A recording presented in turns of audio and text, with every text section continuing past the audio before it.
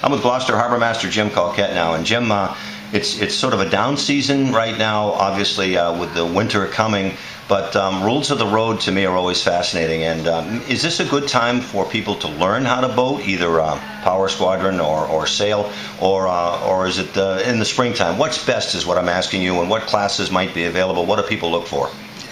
Anytime that a class is available, I would recommend people taking it, whether it be in the summer months or winter months.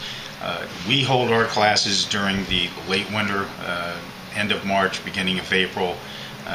We do it at the Gloucester High School. It's best for us, it's easier for us to have the classes prior to the boating season. It'll be fresh information in the classes, the people attend in their mind, and then it's not during our busy season.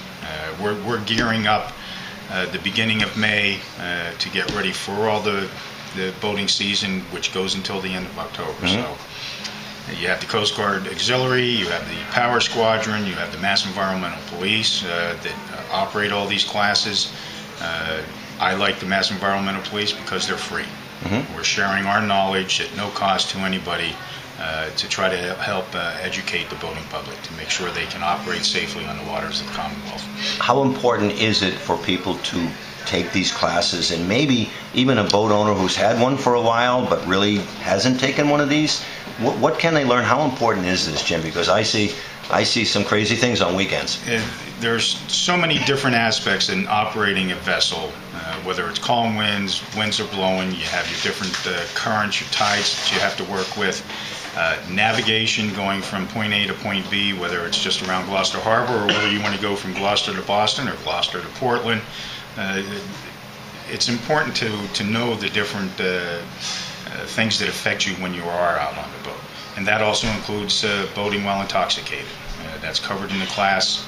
The effects that the motion of the boat, the effects that the sun have on you are greater than they are if you're just standing on shore having a beer. What about navigation? With technology today, people can get apps on their cell phones, but how important is learning navigation? You should have a basic understanding of navigation, your 3-minute rule, how the compass works, the deviation that is affects the compass from true north to basic magnetic north. Because if you have an outage, if you lose power, or if you lose your signal, you can't rely on your electronics for everything. Right. You still have to know where you are, how long you've traveled.